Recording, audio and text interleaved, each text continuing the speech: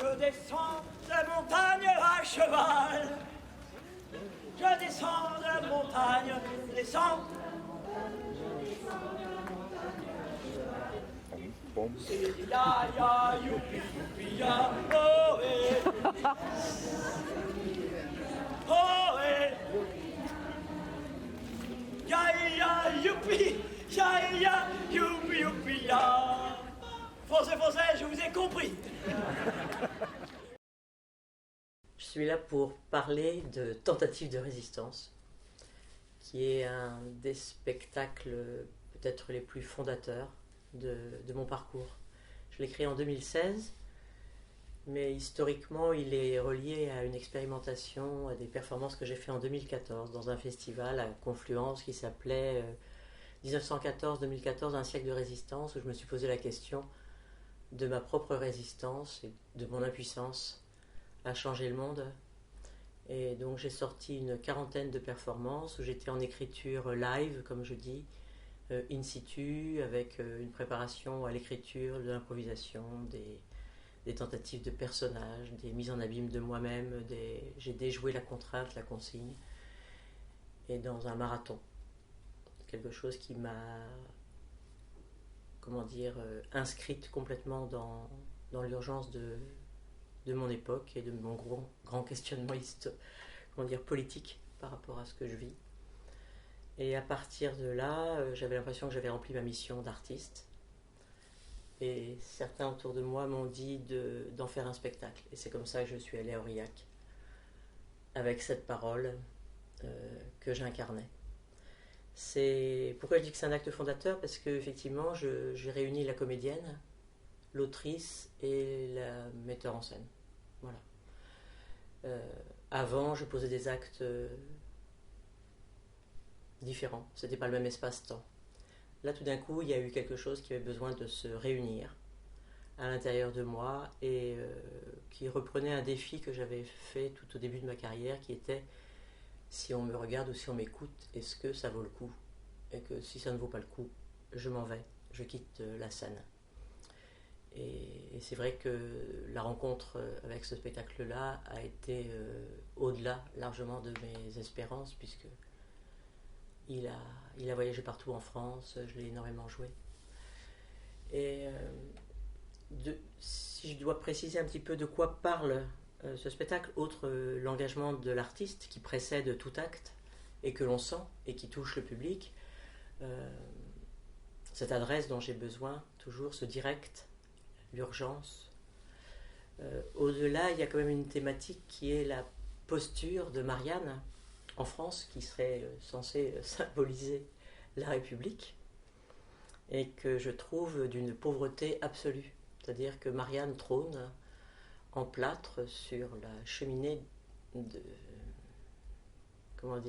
bureau du maire, hein. Elle trône partout. Elle montre un sein, elle est en plâtre, et elle ne parle pas.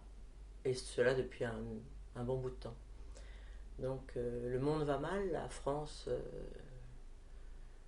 devient une simili-démocratie sanitaire, et Marianne ne parle toujours pas.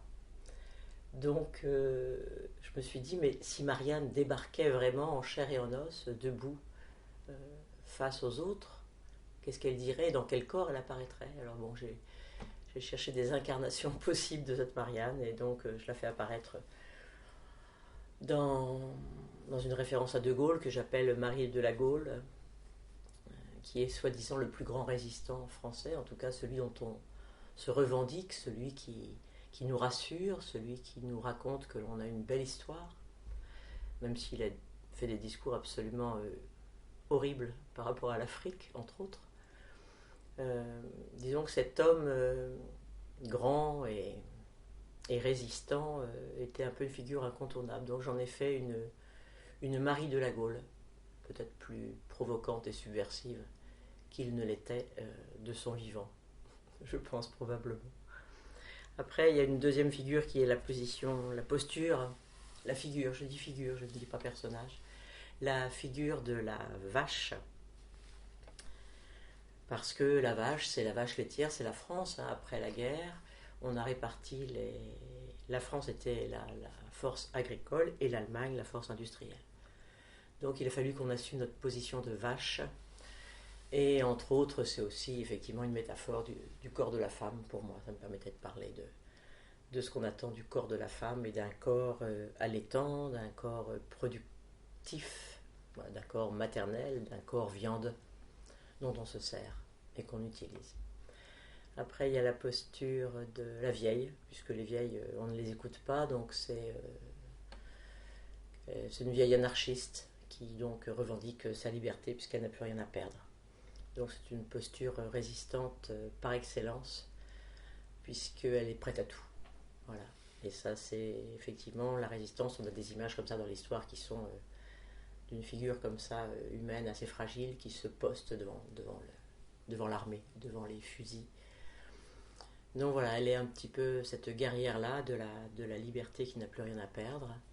Il y a la posture après de Gaude Cintré, qui est une figure de cabaret qui représente peut-être la pensée la plus noire de la République, puisqu'elle dit qu'elle est à la fois une salope et le diable. C'est-à-dire que quand on joue avec le pouvoir, on n'en sort jamais indemne.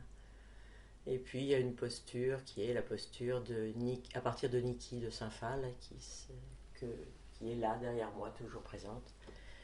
Donc Niki qui brandit une arme et qui dit que quand elle tire sur ces bas-reliefs en plâtre et qu'elle en fait surgir la couleur avec sa 22 long rifle, puisqu'elle a le port d'armes parce qu'elle était américaine, disons que cette œuvre-là pour elle était l'œuvre la plus pertinente qu'elle puisse faire, que l'œuvre se faisait et la défaisait en même temps.